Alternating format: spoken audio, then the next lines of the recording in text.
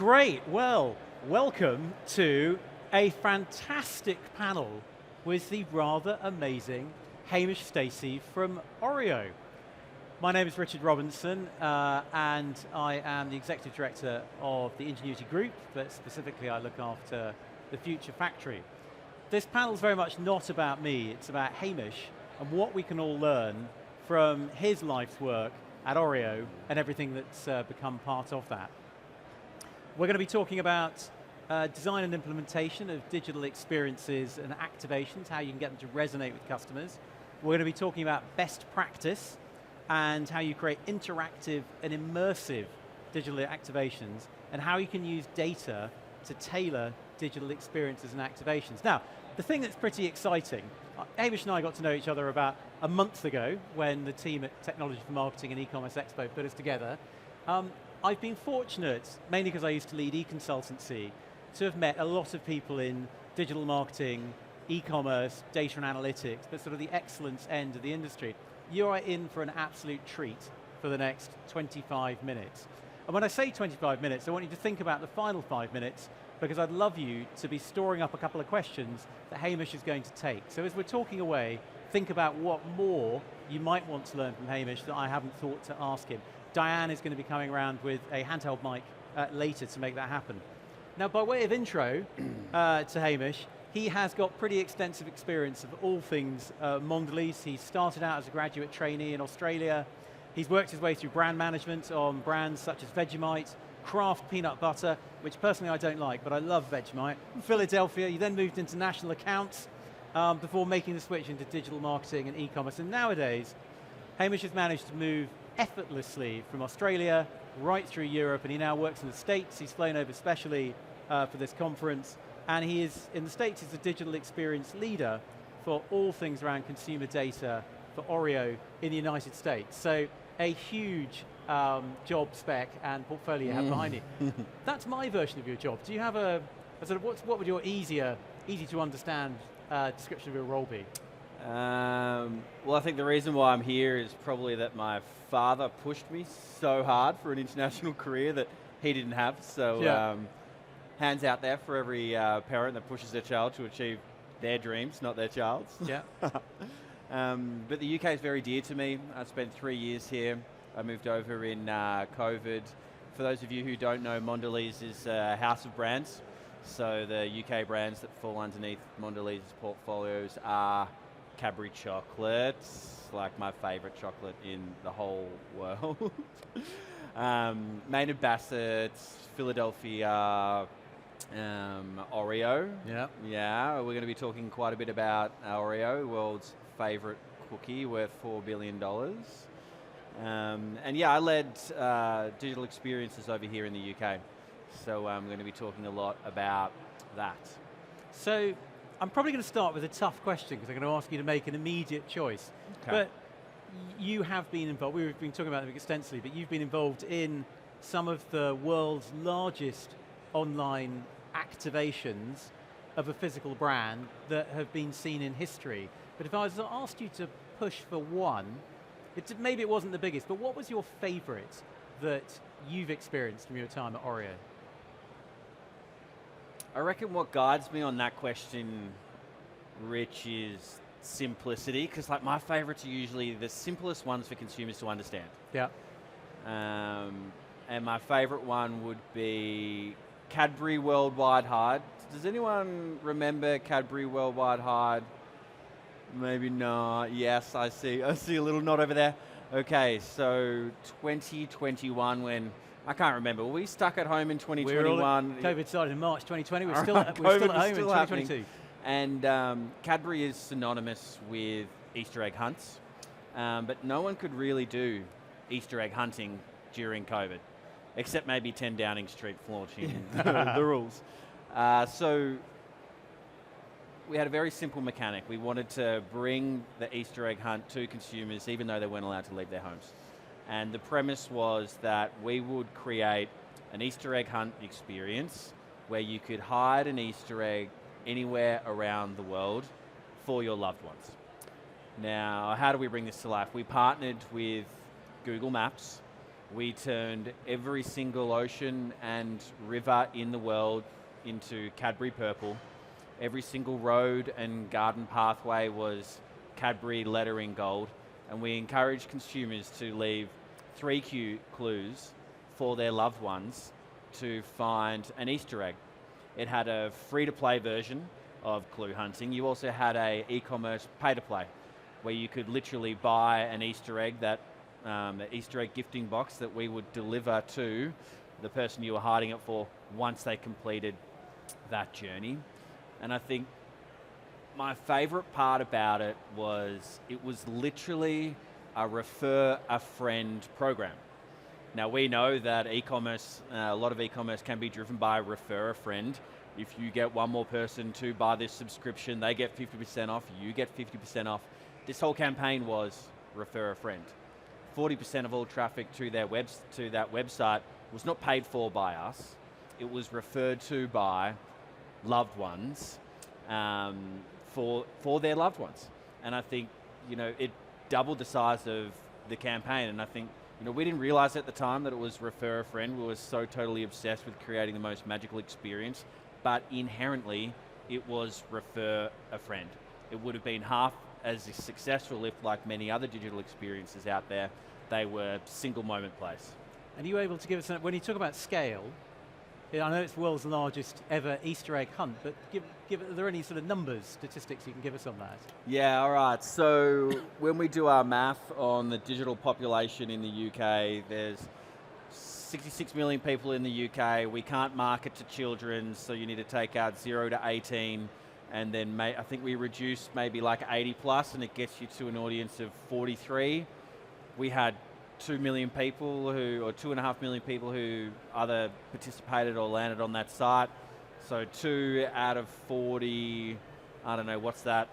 4.5% of the digital population in the UK in that moment participated in an Easter egg hunt. Yeah. Which I think for us in such a multicultural country like the UK, where not everyone celebrates Easter, it's a pretty good milestone. Amazing.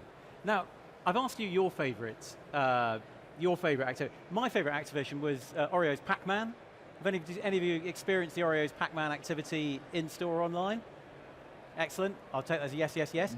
So I've always been a Pac-Man fan, but I wasn't familiar with OREO's Pac-Man until my youngest, who's 16. And it was like one of those innocuous conversations you have, which is like, I'm going to the supermarket, do you want anything? And she said, go and get me the Pac-Man cookies.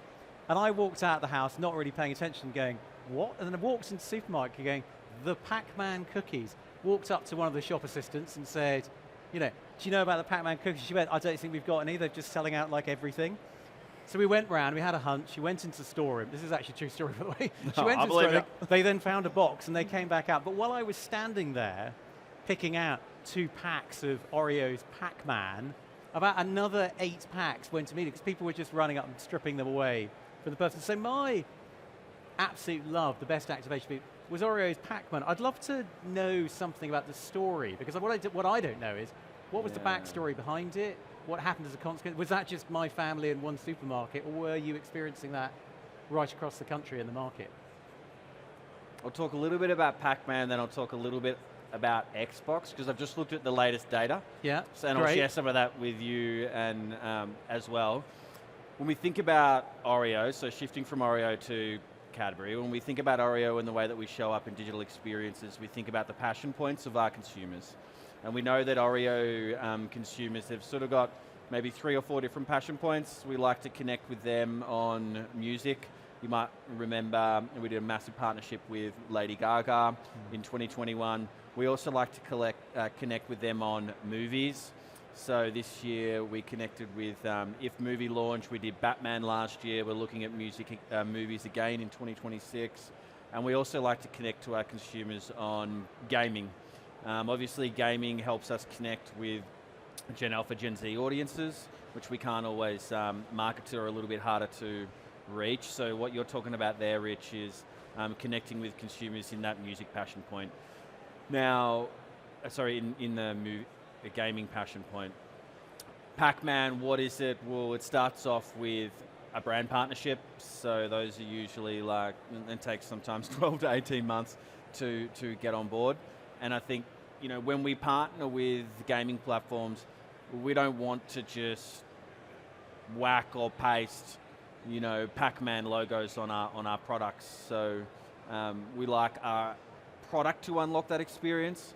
If you pick up an Oreo Pac-Man, you'll notice that there are, I think maybe there's 8 different embossments. Now the embossment is, when you look at the Oreo cookie, it's got the Oreo logo on it, and it's got a bunch of different decorations. So for Pac-Man, we've got 8 different Pac-Man variations of that, each with a little maze inside of them. When a consumer scans that cookie on their mobile, it uploads the maze that's exclusive to that product, the embossment on that product. So consumers have 8 different mazes that they can complete. Sweepstakes, rewards, clouds, leaderboards, boom, boom, blah, blah, blah. Last year we also partnered with Xbox. Xbox was a little bit similar. It was a cookie activation, but rather than partnering with one game like Pac-Man, we partnered with Xbox, which was a gaming platform, which gives you more scale. And then we had 3 different experiences with Xbox hallmark games. So there's Halo in there. You could unlock cookies and cream exclusive like Halo armor. You could unlock and race inside a specific OREO race course inside their premier racing game. And also we had kits for, I think it's Black Sail, their sailing game. I'm still stuck on Oreo armor in Halo. Yeah. So just talk to me about that for a second. Sorry, it's a slight digression, but I want to know more about that. Yeah, okay, well, Oreo spent a lot of time on, visual identity. So how can Oreo show up in an Oreo way across almost every single platform? We would love to blast the Oreo logo all over a Halo suit, but that's not what the audience want. They want a little bit of flavor of their favorite cookie and to be able to play as an Oreo. The game Warhammer 40K, are there any gamers out there? Have you guys been playing Warhammer? Yeah, you've been playing Warhammer. I was looking at one of the clips of Warhammer, and there was this multicolored armor dude that rocked up. They were playing like multiplayer, and they were like, "Who are you?" And he's like, "I'm part of the Skittle gang," because people love Skittles, and they had multicolor armor that they build themselves. This is what fans do. Yeah. If you don't give them the experiences, they create them for themselves. So I think that's what we were trying to do, is create experiences for fans that mirror what some of the hypervans play, and create Halo armor so you could cookie and cream it up in the Halo universe. So from an innovation perspective, because data is obviously critical to all of our test and learn, from an innovative perspective, how are you staying one step ahead? How much emphasis or encouragement does somebody like yourself, Hamish, get pushed on to keep innovating? Do you have a team of people to do that? But paint a picture for us about how that actually operates within Oreo.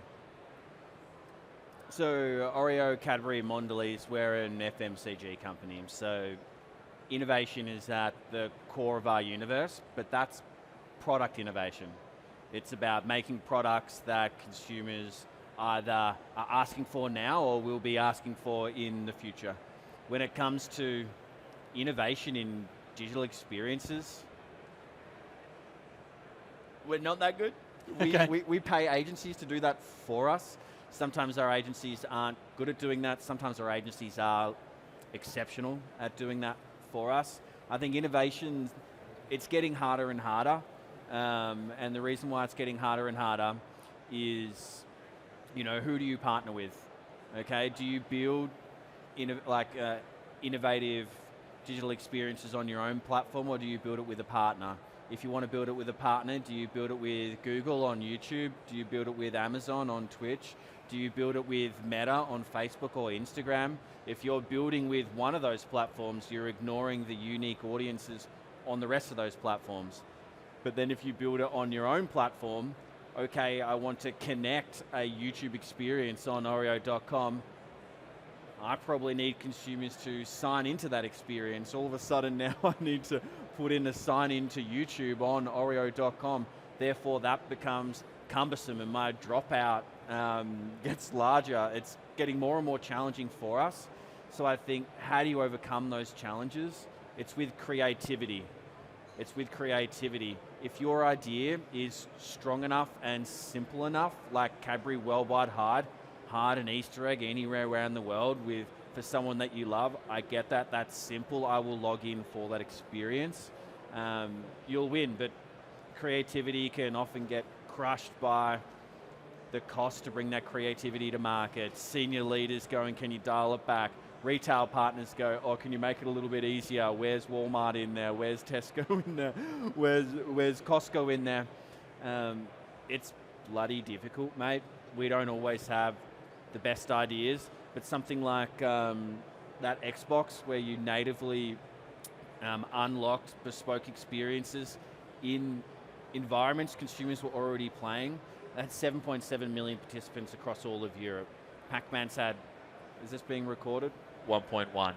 So I think, if you can unlock bigger, more impactful experiences, you can scale those experiences. Now, one thing that Hamish was quite keen to talk about, and I loved you proactively made quite a brave statement to me, because I get to interview a lot of people, and more often than not, we're talking about all the good stuff, all the stuff that works really well, and then when you actually ask a question about, well, what about the stuff that could have been even better if, things where there were big learnings that were taken out for the next time, and you proactively came to me saying, hey, can I talk about one of our activations where they took an enormous amount of learnings from them, but not necessarily with the outcomes that they had hoped for when they set a project up. I'd love you to tell us a bit about the Super Bowl, if I may. Mate, I didn't think we were going to talk about this. I thought you were going to let me leave this one off. And given us an e-commerce conference, you really put me on the spot here. But okay, Super Bowl in America is like the biggest ad moment in the world. But it's not the world, it's just America, but America think they're the center of the world. So it's the biggest, world advertising stage, Super Bowl. It costs like a bucket load of money to advertise at the Super Bowl. I think spots, depending on if you've got big media relationships, they can be anywhere from like $5 to $7.5 million for like a 30-second spot. And then because you're buying one spot for $7.5 million, you probably have to spend another $2 million to make sure that creative looks insane. Unless you're Kanye West and you just film your ad in the car like this. That's an in-joke if anyone follows Super Bowl ads.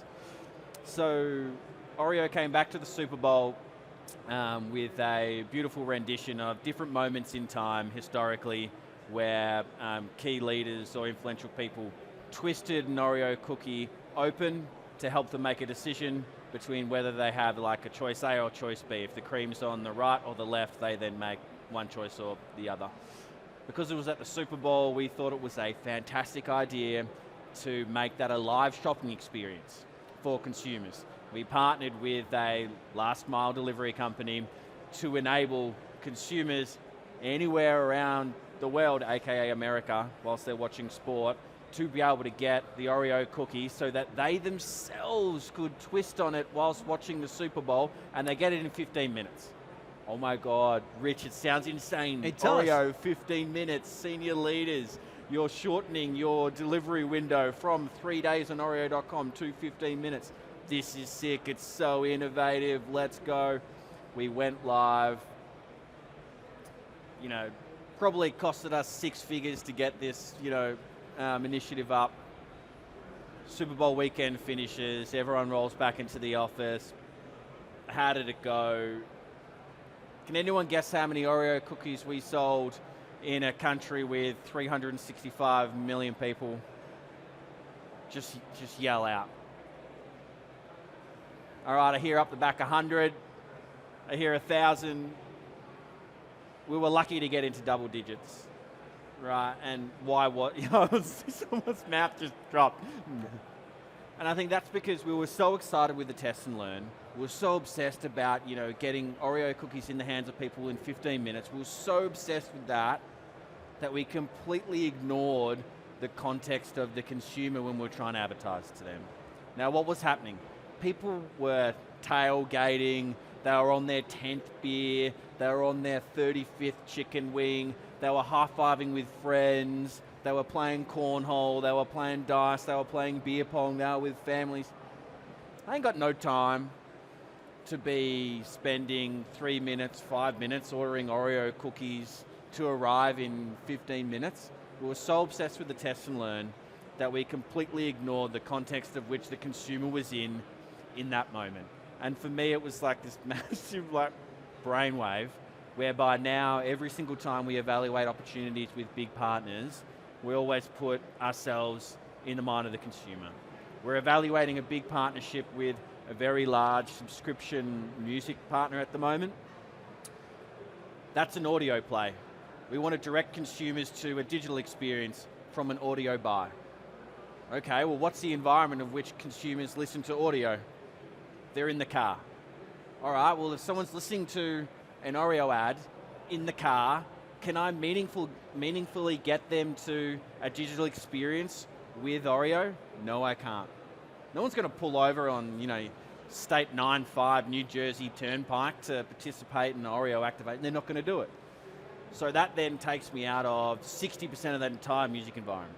Yeah. And that actually stopped us from spending 9 figures with a really big music partner in 2025 because of that one little learning that we had from the Super Bowl in 2024. I love it. I love your honesty, and I love the authenticity of actually going back to one of the central tenets of marketing, which is always really understanding the customer and really understanding customer behavior. And I love the fact that you're open about what you've got, because the learnings, there's an entire paper in there, I'm sure, for the Harvard Business Review about learnings that can be taken out of there from customers. Now, talking about learnings, the amazing Diane, give us a wave, is at the back. Diane has a handheld mic, and I have precisely 4 minutes left, and I can carry on asking Hamish questions of my choosing, or if any of you have got a question for Hamish, that anything that he's prompted that you'd like to know about Oreos, even just what the next exciting flavors are that are coming up, Hamish is willing to take your question. Is there anybody that would like to boldly put their hand up, and Diane will come straight over to you? Gentleman in the black top. Hi there, really interesting presentation and some conversations. You're going to have to, I hadn't considered the fact that we might not be able to hear you. Can you hear me properly now? I'm just going to come up and sit next to you, maybe. You can tell me right there. So, my question is, how important are brand partnerships for a brand like OREO in terms of driving new consumers online, etc., and expanding your reach, etc., with new audiences? Yeah. Okay. So am I marked up here still, Diane? Yeah, great. You're speaking. All right. How important are they? Okay. So if I look at our annual plan, right? So like 2024 plan for OREO, every single month we launch one product, right? So like one new limited edition product. Maybe 8 of those are new flavors. This year, 3 of those have been partnerships, but there are big bets. So predominantly, what was your name? Sam. Predominantly Sam, partnerships unlock new audiences for us. Okay, so at the start of this year, we partnered with Space, well, I'm going to get in trouble for getting the name wrong. Basically, the company that sends people to space, and we sent someone to space. After that, we then partnered with Star Wars, and we created light side and dark side Oreo cookies. You didn't know if you'd get a blue cream or a red cream in that cookie pack, and they all had Star Wars. We wouldn't be able to do that without Star Wars. And at the moment, we're partnering with Coca-Cola. Okay, so there is a Oreo flavored Coca-Cola out in the market, and there is a Coca-Cola flavored Oreo out in the market right now. There are 3 biggest initiatives this year, and they're all strategic brand partnerships. When I look forward next year in 2025, 3 big hitters are partnerships. But even if you're a small business, partnerships are still really important. You look at the way that influencers grow their following. They grow it themselves off their own back to their audience, but then they themselves as influencers do strategic partners with other influencers to bring their audiences together and maximize their following, mate. So like, I don't see a world for OREO where partnerships aren't at the very center of their marketing strategy. Thanks, Sam. Thank you. Yeah, no What I love is this is kind of like where Chapel Rowan goes out into the crowd. Oh, I couldn't hear and I it. kind of feel the need to get sort of like surf back over the top of everybody. And we've got time for just one more question. Gentleman here in the blue shirt. Hi there. My name is Vince. I just wanted to say a massive thank you for you both. This has been super interesting. My question is mainly pertaining to the consumer context.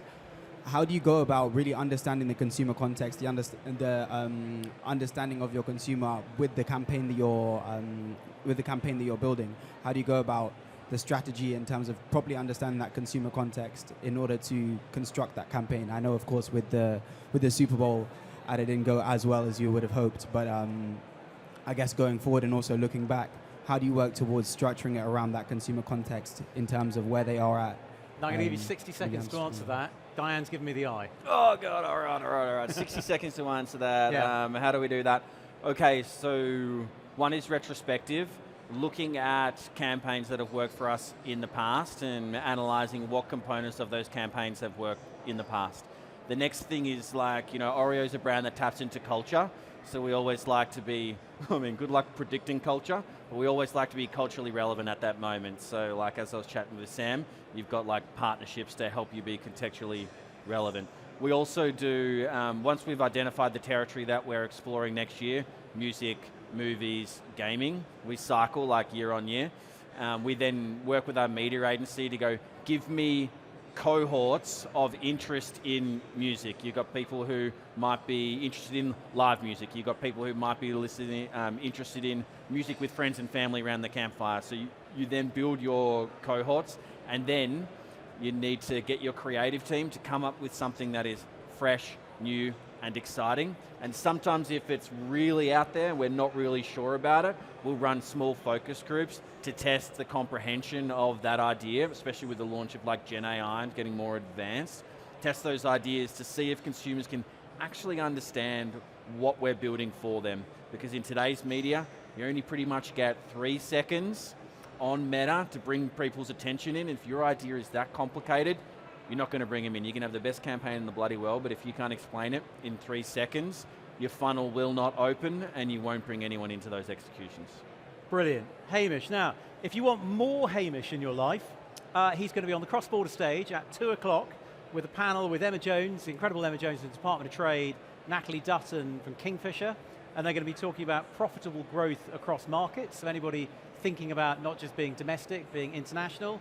If you liked my moderating style, you'll find me on the omnichannel, you'll find me on the seamless omnichannel stage with the incredible Moses Rashid. If you want to understand how to sell a pair of sneakers for $2,000 and how to go really after Gen Z at the high end of the market, Moses founded the Edit London, phenomenal business, and we'll be talking at 10 past 4. So, without further ado, it's my absolute pleasure to thank Hamish for your words of wisdom this morning, and I will be going out and buying more OREO this weekend. Yeah, Round of applause for Hamish. Good man, no worries, thank you.